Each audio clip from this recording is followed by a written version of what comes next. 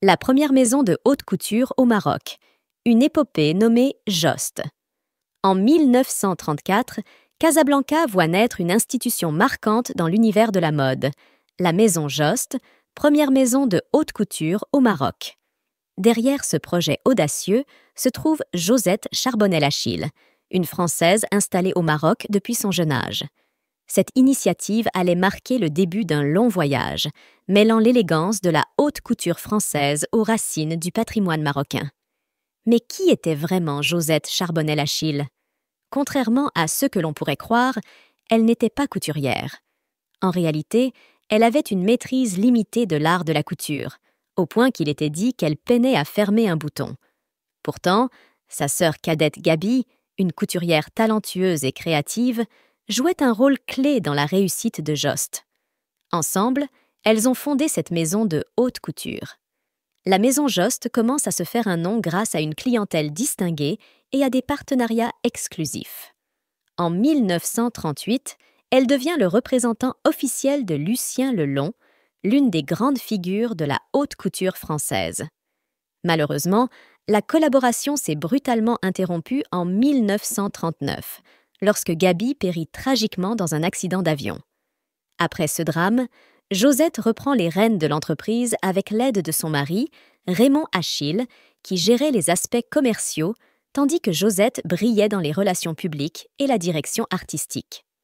À travers des défilés organisés dans des lieux stratégiques, notamment à Gibraltar et à Tanger, alors une zone internationale, Jost impose son style et son raffinement. L'histoire de Jost ne s'arrête pas là. Lorsque Christian Dior, après avoir travaillé pour Lelong, lance sa propre maison en 1946, Josette voit une opportunité unique. En 1951, elle signe un contrat qui donne à Jost les droits exclusifs de représenter Dior au Maroc, en Espagne et au Portugal. Des accords stratégiques qui propulsent la maison dans la sphère des grandes enseignes de la mode internationale. Installée dans un bâtiment art déco de Casablanca, Jost ne se contente pas de proposer des vêtements. Elle incarne un véritable art de vivre. Les ateliers étaient un melting pot de talents, réunissant des couturières françaises, marocaines, espagnoles et italiennes, toutes unies par une quête de perfection. En 1976, une page se tourne.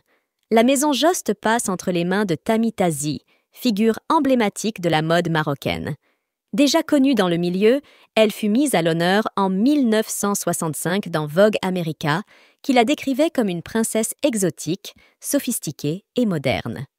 Daniel Ray, auteur d'un ouvrage sur Tami Tazi, souligne que son travail se situe à la croisée de deux mondes, la haute couture française héritée de Jost et la richesse du patrimoine marocain.